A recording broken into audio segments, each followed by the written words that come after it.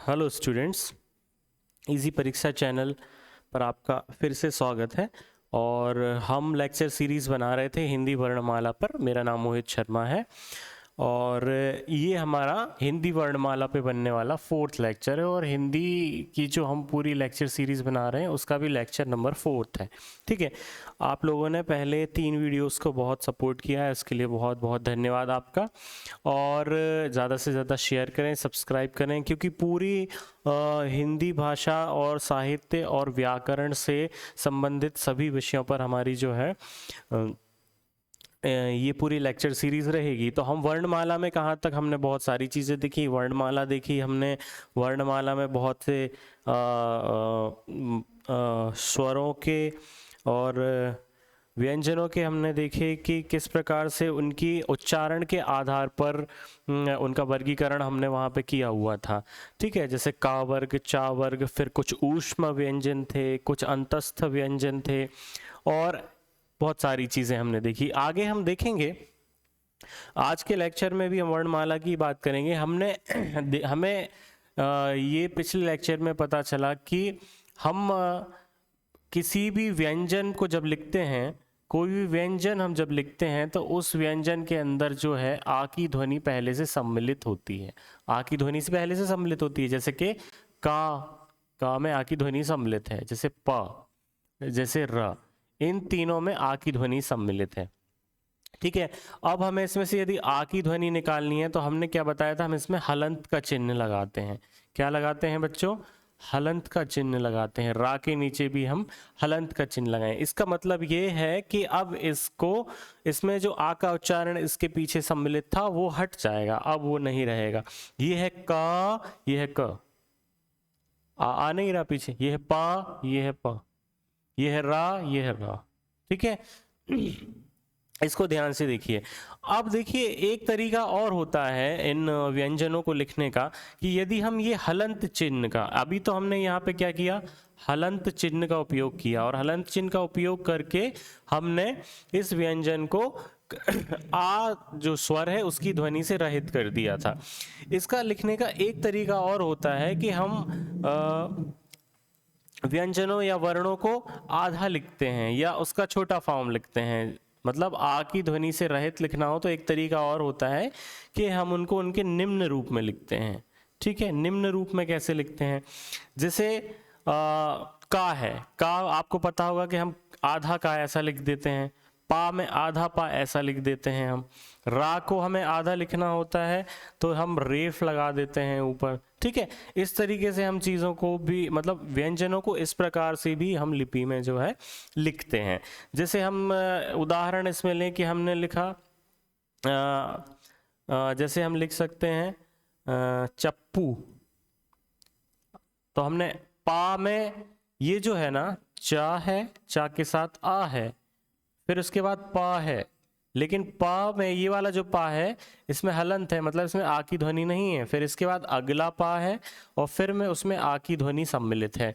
तो ये वाला जो पा है ना, इसमें जो है आ की ध्वनि नहीं है, ये केवल अपने मूल रूप में है। तो हम कह सकते हैं कि इसको हमने आधा पा बनाया या उसके निम्न रूप में लिखा है।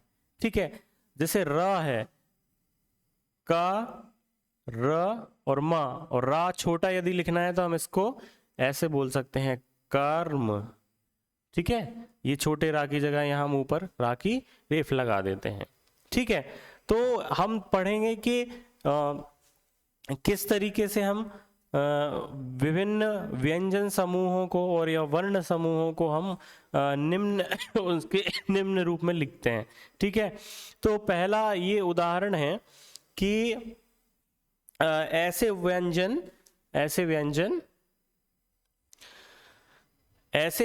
जो कि खड़ी पाई पे खत्म होते हैं। ठीक है, जैसे खड़ी पाई पर खत्म होने वाले व्यंजन, खड़ी पाई। ठीक है, मैं बताता हूँ कैसे। खड़ी पाई पर खत्म होने वाले व्यंजन को निम्न रूप में लिखने का तरीका अलग है, या उसमें से आ की जो ध्वनि है उसको निकालने का तरीका अलग है। जैसे देखिए, पाई पे कौन खत्म हो रहा है? ये खड़ा जो ये जो मतलब एक लाइन है ना, इसको हम खड़ी पाई बोलते हैं। पा है, ठीक है, पा के साथ अब खड़ी पाई में आएगा ता, है ना, इसी तरीके से। और ना, त प और ना। तो ये खड़ी पाई में जो अंत होते हैं, जो व्यंजन, इन व्यंजन को जब हम आ की ध्वनि से रहित करना चाहते हैं या उसके निम्न रूप में या उसके छोटे रूप में लिखना चाहते हैं या आ की ध्वनि निकालना चाहते थे, हम क्या करते हैं, उसकी खड़ी पाई को हटा देते हैं। आधा प, ता में हमने खड़ी पाई हटा दी, आधा ता, और ना में हमने खड़ी पाई हटा दी, आधा ना हो गया। ठीक है, समझ गए? जैसे हमने यहाँ चप्पू में देखा था आधा पा था, ठीक है, पा आधा ता, ना में छोटी की मात्रा, तो ये पत्नी हो गया। ठीक है ना? और आधा ना किसी में ले लीजिए, तो इस तरीके से ये पूरा ना है और ये आधा ता है। तो हमने क्या किया, खड़ी पाई पे जो वर्णों का जो अंत हो रहा था या व्यंजनों का जो अंत हो रहा था, उनको हमने क्या किया, उस खड़ी पाई को हटा दिया। तो पहला समूह ये हो गया जिसका हमें निम्न रूप लिखना है, लघु रूप लिखना है, तो हम क्या करेंगे, खड़ी पाई को हटा देंगे। ठीक है, ये समझ में आया आपको कि हमको खड़ी पाई को हटा देना है, तो उसका लघु रूप हो जाएगा। अभी हम ये देख रहे हैं, देखिए ये बहुत बेसिक है, लेकिन बहुत ज़रूरी है कि हम ये आइडेंटिफाई कर पाएँ कि कौन से शब्द को हम लिखते वक्त उसके मतलब या तो उच्चारण में गलती कर रहे होते हैं या तो उसकी जो स्पेलिंग है, ठीक है, वर्तनी है, उसमें गलती कर रहे होते हैं। तो हमको पता होना चाहिए कि ये लघु रूप कैसे लिखा जाता है। ठीक है, तो पहला क्या हुआ, खड़ी पाई पे खत्म होने वाले वर्ण को हम लघु रूप में कैसे लिखते हैं। दूसरा जो है, दूसरा ये है कि जिस ऐसे वर्ण जिनमें खड़ी पाई जो है वो बीच में आती है, जिनमें खड़ी पाई कहाँ आती है, बीच में आती है। जैसे का बनाते हैं तो खड़ी पाई बीच में आ गई, ठीक है, और फा बनाया तो हमने ये खड़ी पाई भी बीच में आ गई। तो हम क्या करते हैं कि इन खड़ी पाई जिसमें बीच में आती है उनमें क्या करेंगे, खड़ी पाई जहाँ बीच में आती है ऐसे वर्णों को हम लघु रूप में लिखने के लिए क्या करेंगे, या आ की ध्वनि हटाने के लिए हम उसमें क्या करेंगे, इसमें हम क्या करेंगे, खड़ी पाई के बाद जो नीचे वाला हिस्सा रहता है ना उसको हटा देते हैं। कैसे, खड़ी पाई के बाद जो नीचे वाला हिस्सा, ये खड़ी पाई, इसके बाद नीचे वाला हिस्सा ये है, तो हम इसको हटा देंगे। तो आधा का कैसे लिखेंगे, ऐसे ऐसे, और आधा फा कैसे लिखेंगे, ऐसे। हमने हटा दिया, बस छोटा सा रखा, बाकी का हटा दिया। तो ये खड़ी पाई की यदि बीच में आ रही है किसी वर्ण में, तो उसको लघु रूप में लिखने के लिए या उसके आ की ध्वनि को निकालने के लिए हम उसको ऐसा लिखेंगे। तो आधा का ऐसा लिखते हैं, आधा फा ऐसा लिखते हैं, आधा पा ऐसा लिखते हैं, आधा ता ऐसा लिखते हैं, और आधा ना ऐसा लिखते हैं। ठीक है, समझ में आया आपको? अब अगला जो समूह है उसको हम समझेंगे कि कैसे उसका जो है लघु रूप लिखते हैं। ये बहुत ज़रूरी है, इंट्रोडक्टरी तो है ही, लेकिन हमें उसमें सबसे ज़्यादा ज़रूरी ये है कि हम एक बार सारी चीज़ों को, सारे बेसिक्स को प्रॉपरली क्लियर कर लें, तब हम स्टैंडर्ड या फिर बोलते हैं थोड़ा सा टफ क्वेश्चंस को देखेंगे। ठीक है, तीसरा जो है ऐसे वर्ण, ठीक है, जिसमें नीचे गोलाई आती है। नीचे क्या आती है, गोलाई, जिसमें नीचे गोलाई आती है, ऐसे जो वर्ण होते हैं, जैसे कि द, जैसे कि ड, जैसे कि ट, ठीक है, इस तरीके से इसमें नीचे गोलाई आ रही है, हम देख रहे हैं, है ना। ढ भी आता है, ढ, ठीक है, ढ, ठीक है। अब देखिए इसमें ये नीचे गोलाई आ रही है, तो हम इनको आधा लिखने के लिए क्या करते हैं, इनको जो दूसरा वर्ण है उसके नीचे लिख देते हैं। कैसे, जैसे आधा द लिखना है तो कोई भी वर्ण है उसके नीचे लिख देंगे द, ठीक है। जैसे कि भद्दा लिखना है हमको, भ द, और ये आधा वाला जो द है ना, हम इसके नीचे ही लिख दिया हमने, भद्दा हो गया, ठीक है।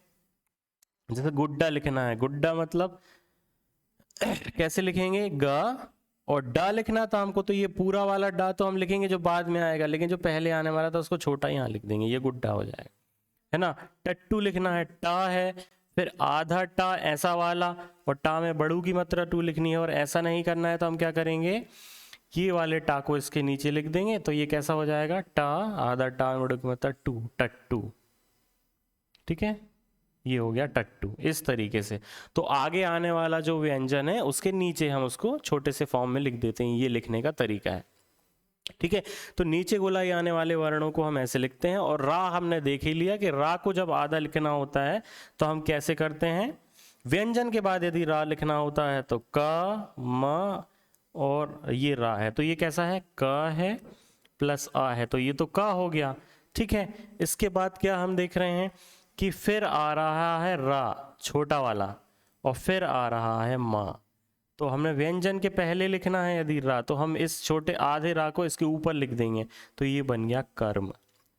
इस तरीके से ये लिखता है। अब रा लिखने के बहुत सारे फॉर्म्स हैं, और वो हम बताएंगे कि कहाँ पे रा जो है नीचे आएगा, कहाँ पे रा ऊपर आता है। लेकिन जब व्यंजन के पहले लिखना होता है तो हम ऐसे लिखते हैं। अभी हम इस पे ध्यान दे लेते हैं। ठीक है, तो अभी ये देख लीजिए कि हमने व्यंजन को लिखने के तरीके देखे। भाई हलंत के उपयोग यदि हमको नहीं करना है तो हम फिर उनको किस तरीके से लिखेंगे, खड़ी पाई वालों की पाई हटा देंगे, खड़ी पाई के बीच में आने वालों को पाई के आगे वाले भाग जो निचला भाग है उसको हटा देना है, नीचे की गोलाई में आने वालों को क्या है, अगला आने वाला जो व्यंजन है उसके नीचे हम उसको छोटे रूप में लिख के आगे और इस फॉर्म में लिख सकते हैं, तो लघु रूप में लिख सकते हैं। और रा का हमने बता ही दिया कि कैसे लिखना है। ठीक है, तो ये ज़रूरी है कि अभी हम प्रॉपरली जो है वर्णमाला को समझें। बहुत ज़्यादा नहीं है, 2-3 वीडियोस और लगेंगे, लेकिन एक बार वर्णमाला हमारी अच्छे तरीके से कंप्लीट हो गई और हमको बेटर अंडरस्टैंडिंग आ गई, तो फिर हम ध्यान से वर्तनी को जो है देख सकते हैं कि किसकी वर्तनी सही है। क्वेश्चन आते हैं कि वो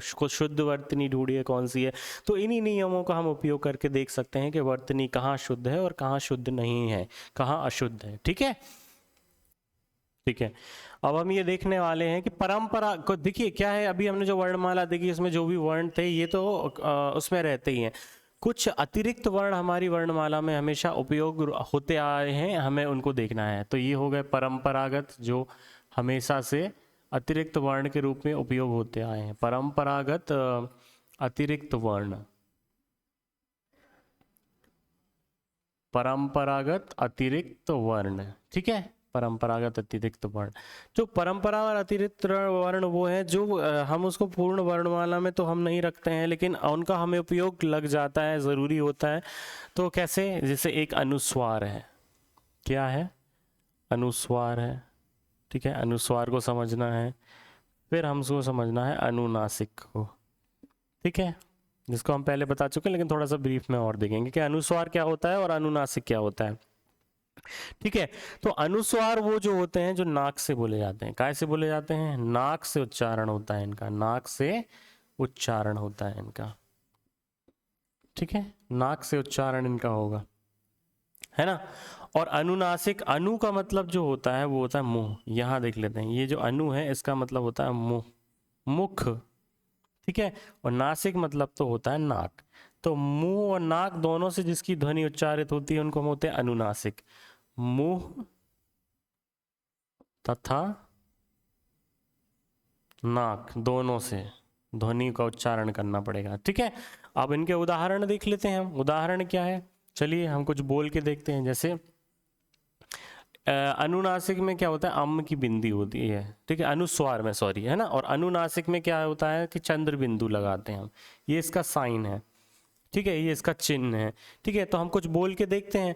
अब हम कोशिश करते हैं कि भाई यदि हमने सही समझा है कि नाक से उच्चारित करने वाले जो वर्ण हैं उनको हम अनुस्वार बोल रहे हैं, और अनुस्वार का जो उदाहरण है यदि वो नाक से ही बोला जा रहा है तो ठीक है बोले। जैसे कंबल, कम बल, काय से बोला हमने, कम बल। ठीक है, कम बल, कंबल, कंटक, कंटक या कंठ, कंबल, कंठक और कंठ, कंबल, कंठक और कंठ। आप ऐसे नासिका को पकड़ेंगे ना तो उसमें क्या होगा, वाइब्रेशन होगा। करके देख लीजिए, कंबल, कंठक और कंठ।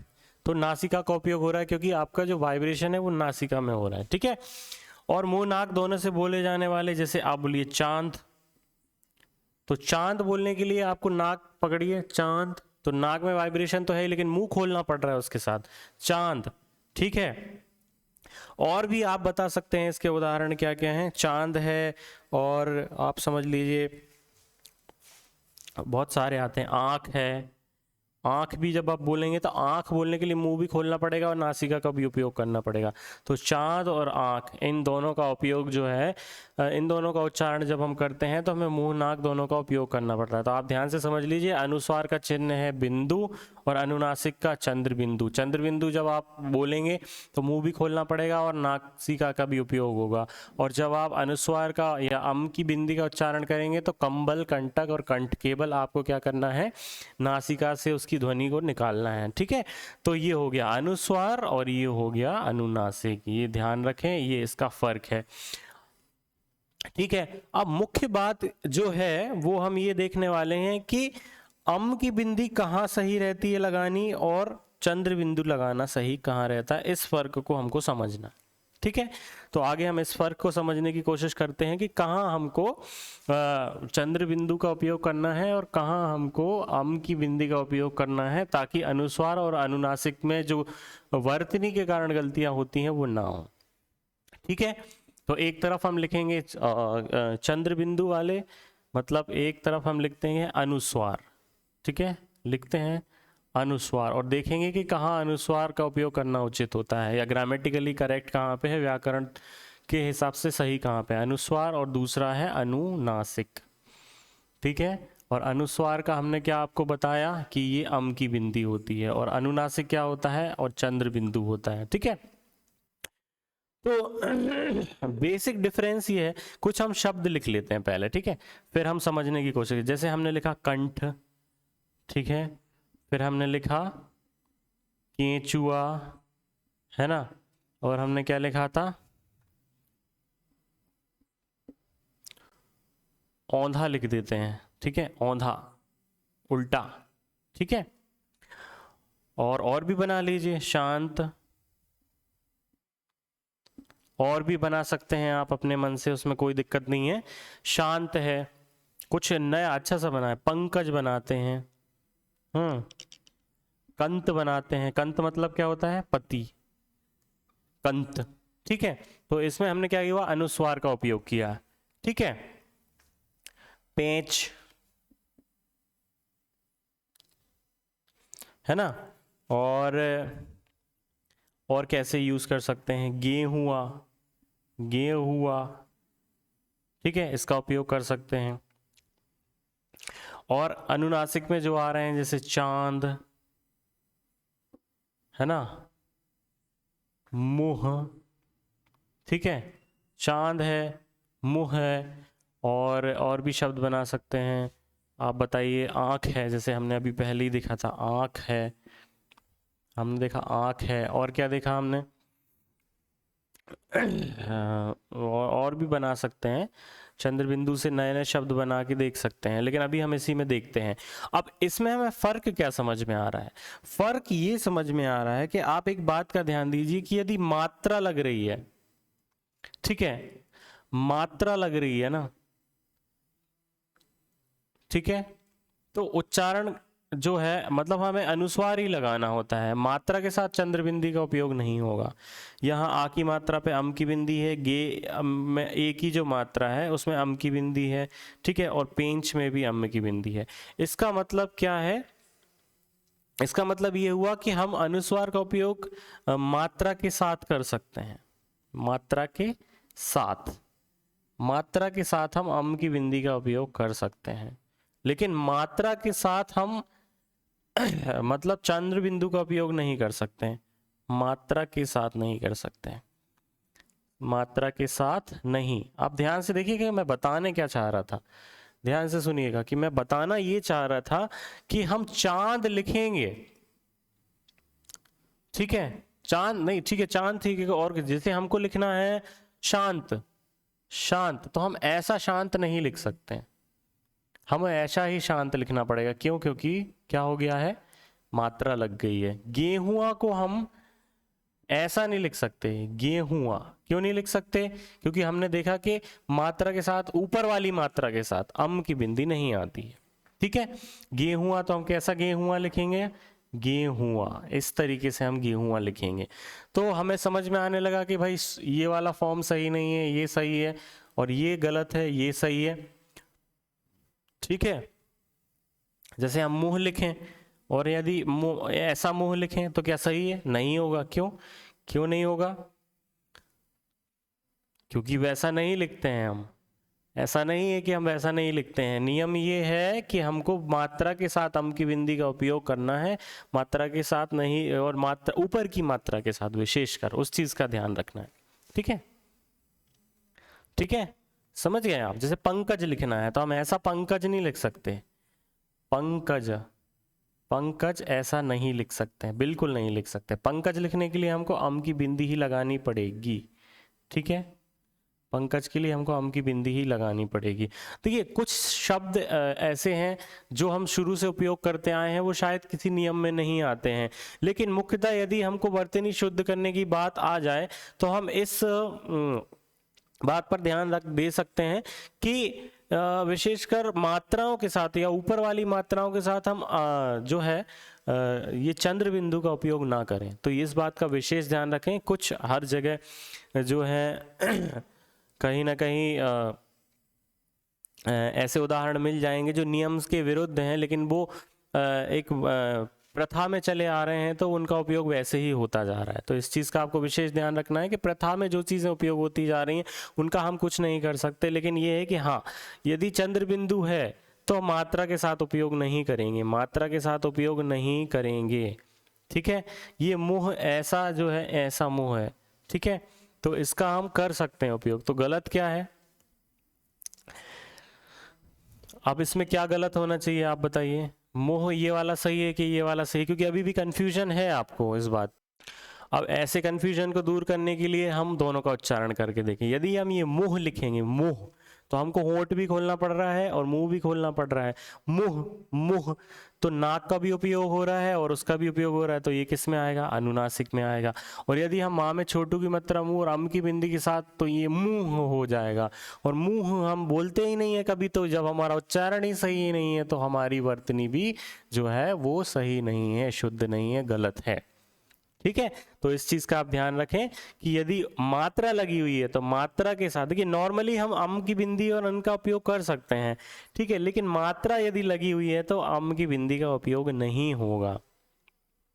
समझ रहे हैं? और आ की मात्रा के साथ तो विशेषकर जो है अनुनासिक ही आता है ना, अनुनासिक का ही उपयोग होता है यदि आ की मात्रा आ जाती है। तो इस बात का विशेष ध्यान रखें।